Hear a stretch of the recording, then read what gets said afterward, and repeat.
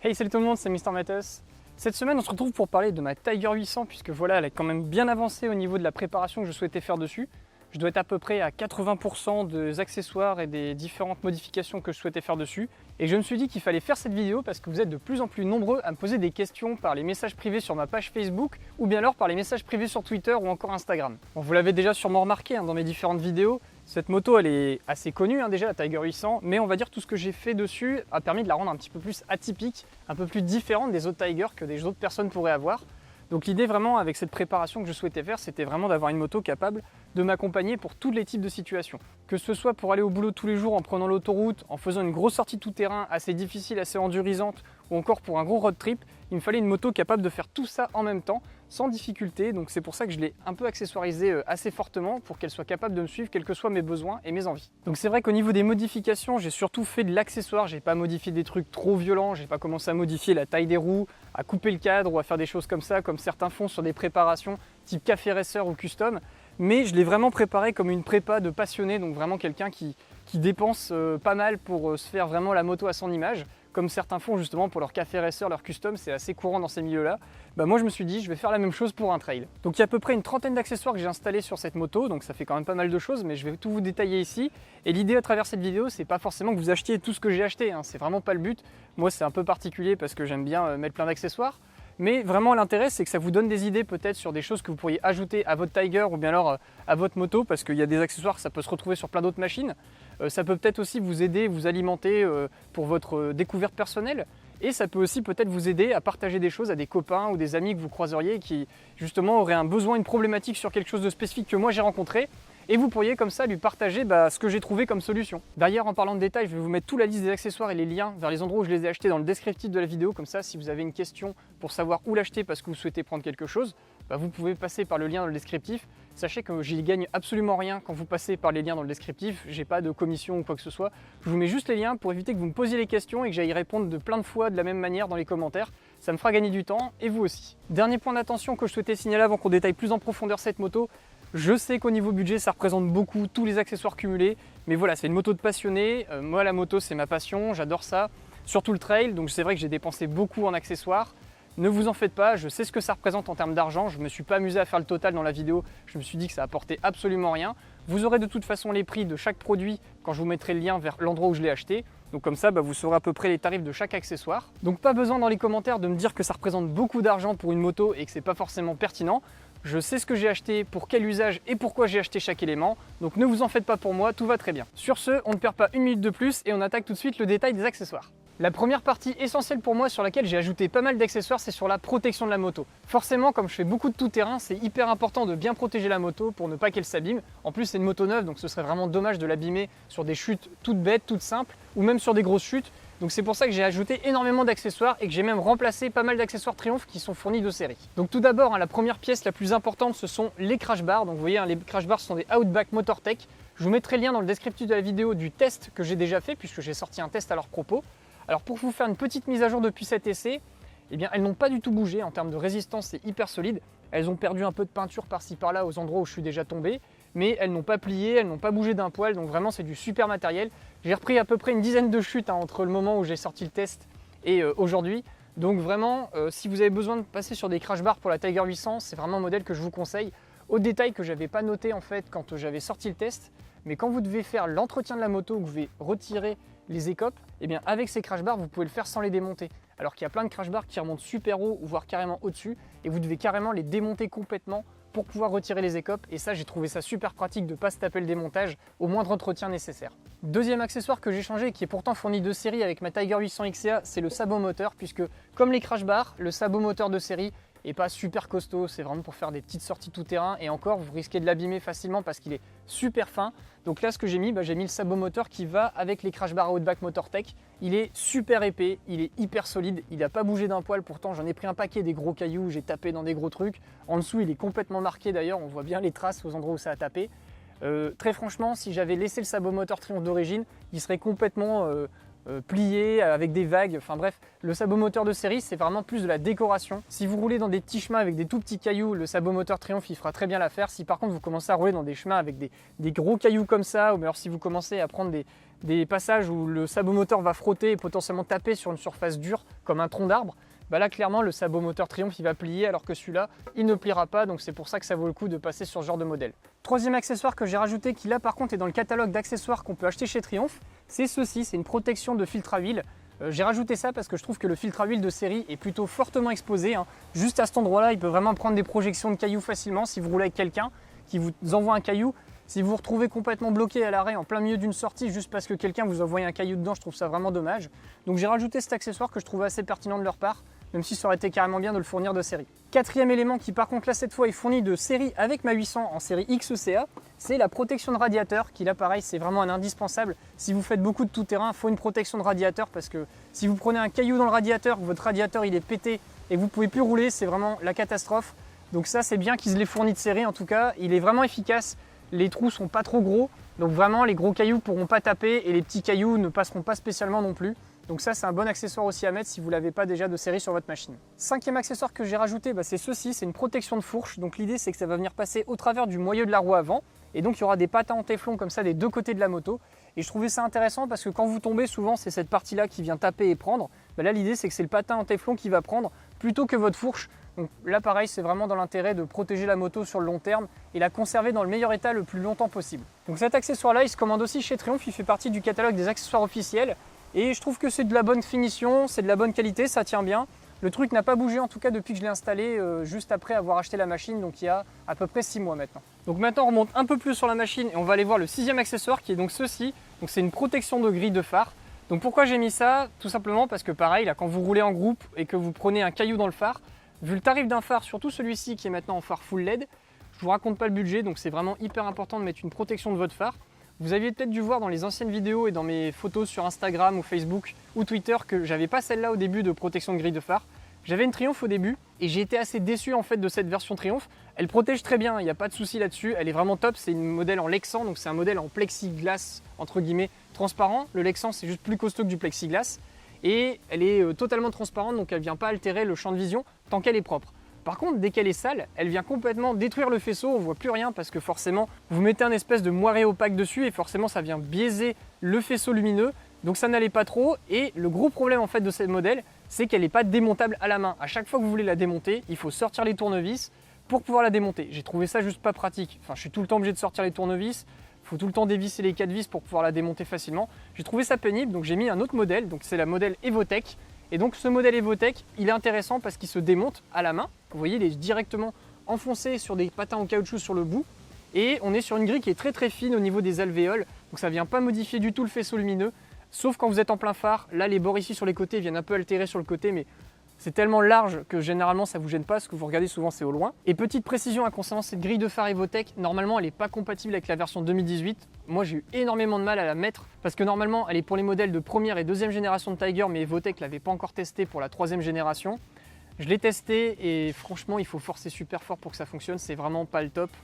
J'ai dû un peu bourriner et vous voyez, le bec, il remonte un peu plus haut que sur l'ancien modèle, ce qui fait que là, je suis obligé de mettre des petits patins en téflon pour pas que ça frotte. Mais maintenant que je l'ai un petit peu modifié, c'est-à-dire en pliant légèrement les pattes ici pour que ça s'adapte bien à mon phare de la 2018, qui est un chouïa plus grand, mais vraiment pas grand-chose, hein. Ça se joue à 3-4 mm. Maintenant, ça va tout seul et ça pose pas de souci à l'utilisation. Ensuite, au niveau de la zone donc, du sélecteur de vitesse et de la béquille, là aussi j'ai fait pas mal de petites modifs. Donc le sélecteur de vitesse, j'ai viré celui de série pour prendre le modèle qui est disponible dans le catalogue des accessoires Triumph. C'est un modèle repliable. Là pareil, il n'est pas fourni de série alors que c'est une version XECA. C'est un peu dommage, j'aurais bien aimé qu'ils le mettent de série, donc j'ai mis le modèle repliable. Le modèle repliable est nickel, hein, vraiment, il plie vraiment très facilement. J'ai jamais réussi à l'abîmer pour l'instant dans mes chutes que j'ai pu déjà faire. Il se règle aussi très finement grâce à la petite baguette qui est ici, plus le réglage ici.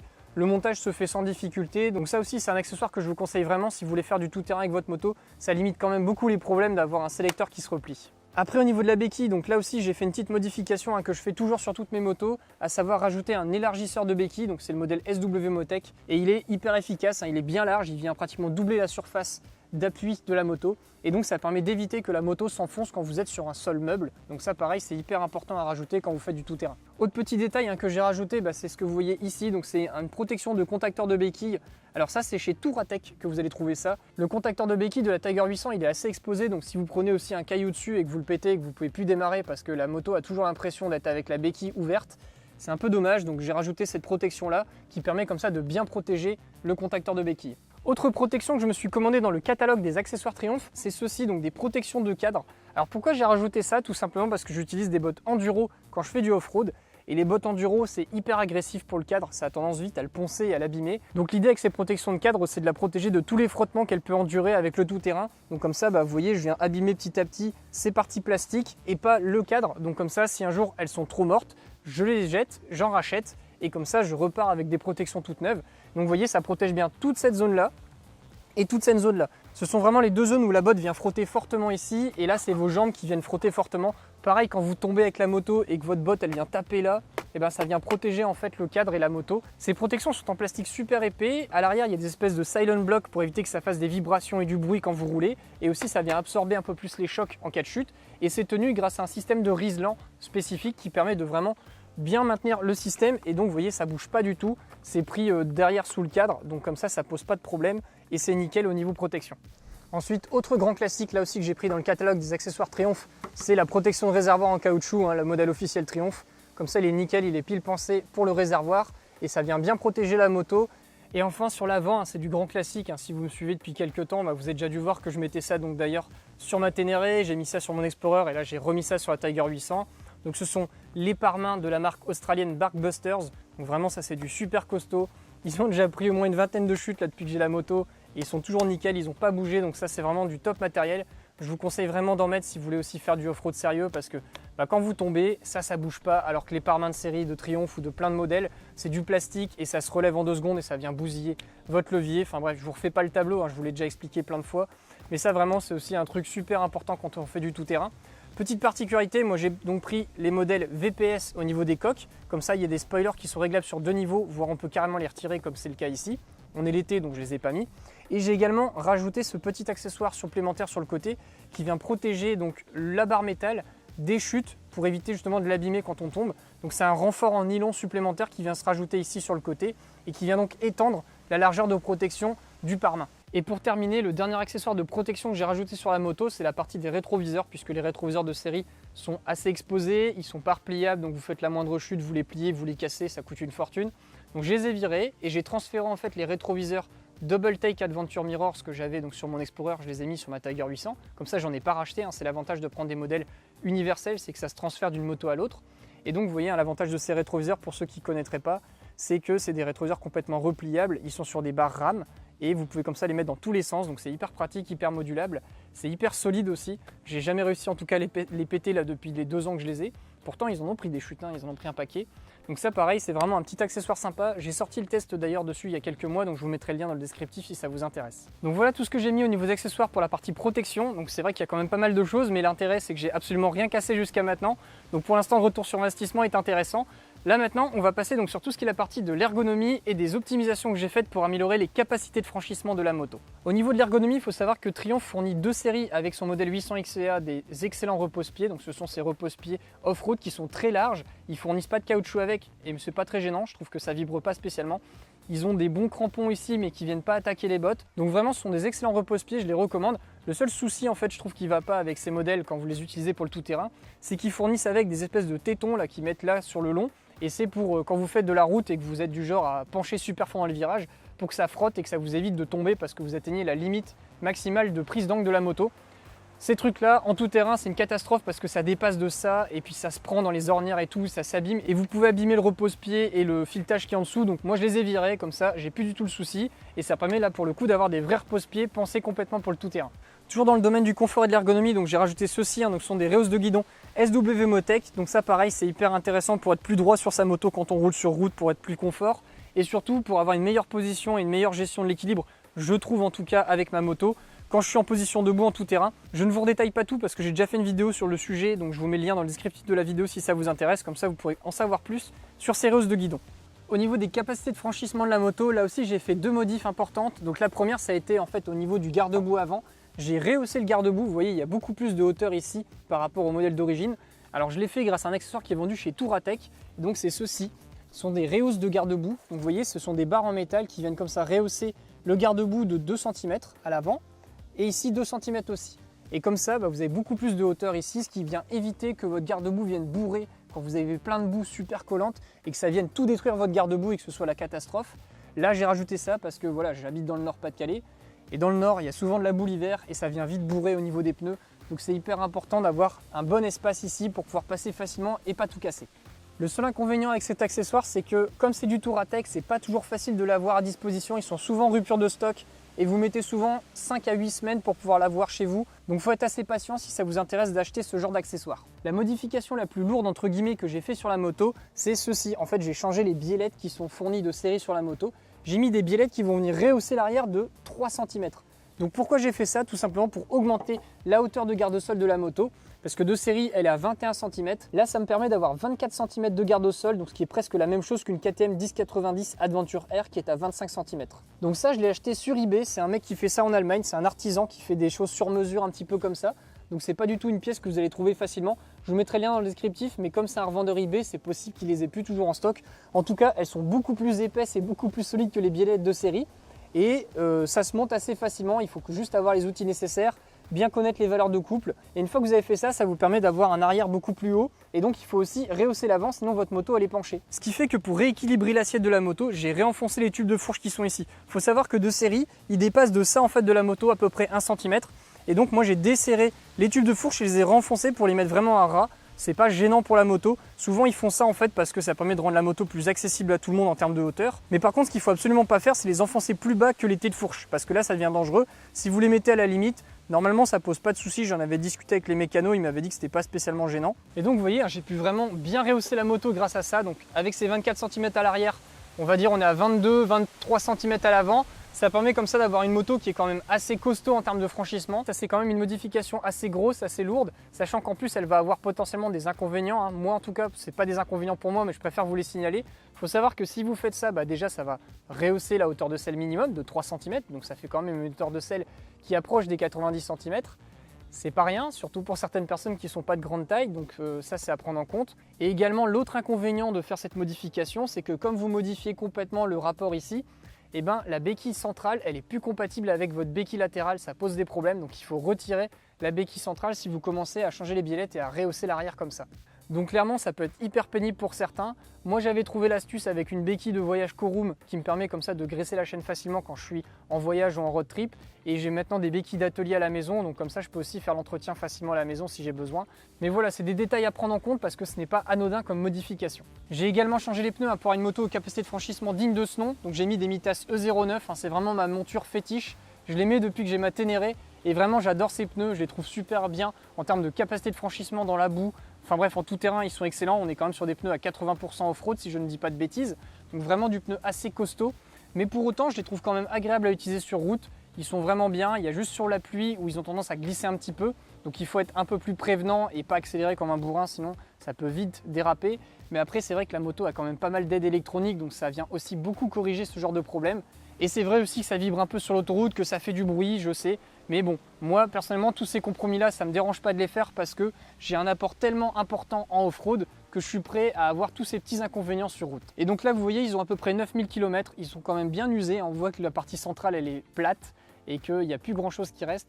Donc là, je vais bientôt les changer. Donc voilà toutes les modifs que j'ai pu faire sur la partie ergonomie et capacité de franchissement de la moto. Là maintenant, on va regarder ce que j'ai rajouté un petit peu en termes d'accessoires pour optimiser les capacités de transport de la machine et la bagagerie. Élément numéro 1, c'est le transport du smartphone. Donc vous l'aviez déjà vu, mon test du Ram Mount X Grip. Donc toujours ici, toujours fidèle au poste. Je l'avais sur l'ancienne moto, je l'ai transféré sur la nouvelle. Il marche toujours très bien, l'élastique il est toujours nickel. Il protège toujours bien le smartphone malgré les nombreuses chutes que j'ai pu faire. Le smartphone n'est jamais parti. Là j'ai un nouveau téléphone en plus qui est un peu plus grand que l'ancien, donc c'est le S9 Plus. Par rapport à avant j'avais le S7. Et vous voyez, ça pose pas de souci au niveau de la préhension. Donc vous voyez, sur le S9 Plus, parce que j'ai pas mal de questions sur le fait qu'avec les Samsung ça appuie sur les boutons. Moi en fait, déjà j'ai une coque de protection.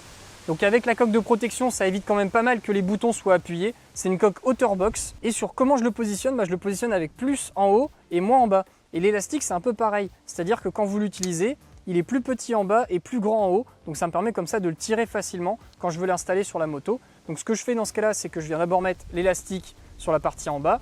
Et après je viens mettre l'élastique sur la partie en haut. Et donc vous voyez, il n'y a aucun appui sur aucun bouton et je peux m'en servir sans aucun souci. À l'arrière, j'ai rajouté là aussi plusieurs accessoires. Donc le tout premier, c'est un porte-bagages SW Motec. Pourquoi j'ai mis ce support là? Tout simplement parce que je le trouve super intéressant et très polyvalent. C'est-à-dire que quand vous voyez, il est en mode comme ça fait vraiment une plaque plate et large qui est bien plus grosse que la plaque d'origine Triumph. Donc c'est bien pour pouvoir poser un sac assez gros et volumineux. Je peux l'emporter facilement et il ne se retrouve pas à bouger sur les côtés. Et surtout, il a le trou ici qui me permet de venir installer la plaque intermédiaire qui va me permettre d'installer mon top case SW Motec Trax Adventure. Et j'aime bien en fait ce système avec une plaque en plastique intermédiaire parce que ça évite d'avoir des petits machins comme ça qui ressortent sur la plaque. Et ça permet comme ça d'avoir une plaque complètement lisse quand vous voulez l'utiliser en mode bagagerie souple ou d'avoir une plaque rigide quand vous voulez l'utiliser avec un top case. Concernant la bagagerie latérale, là aussi j'ai fait un mix avec plusieurs marques. Donc tout d'abord les supports sur lesquels vous voyez ces plaques, donc ce sont les supports Touratech. Et donc là il y a énormément de place au niveau du pot d'échappement, donc ça pose aucun problème de les utiliser. Et vraiment ces modèles Touratech sont nickel au niveau finition, ils sont vraiment très bien au niveau de la peinture, elles ne s'abîment pas. Les vis sont vraiment de bonne qualité, ça s'est bien fixé, ça s'est installé tout seul sur les fixations ici, donc j'ai eu aucune difficulté à les monter. Et ensuite, donc sur ces supports Touratech, je suis venu fixer donc ces plaques. Donc ces plaques, ce sont des plaques fabriquées par la marque Kriga, donc c'est une marque anglaise. Et Kriga, donc ils font des plaques spécifiques qui s'appellent les OS32. Et sur ces plaques, vous allez venir pouvoir fixer tout plein de types de choses différentes. Que ce soit des bidons d'essence de chez Rotopax, des sacoches de petit litrage que vous pourrez venir mettre à côté justement du bidon d'essence, voire carrément des grosses sacoches 32 litres. Donc ce sont des sacoches Kriga, les OS32. Donc j'avais sorti le test sur la chaîne de Motoblues. En fait, j'avais reçu un exemplaire en test à publier sur leur chaîne, donc je vous mettrai le lien dans le descriptif de la vidéo si le test vous intéresse. Et pareil, ces valises sont super solides. Franchement, elles ont déjà pris au moins une dizaine de chutes dans la tronche. Elles se sont pris des murets, elles se sont pris des piquets des fois quand ça passait pas. Là, elles ont pris un tronc d'arbre aussi il n'y a pas longtemps quand j'ai fait une sortie parce que j'avais oublié que je les avais. Et donc j'ai tapé dedans et je suis tombé à cause de ça. Et c'est super solide. C'est fait avec du matériau qui est aussi solide que les Zodiac. Donc c'est vraiment un matériau top qualité.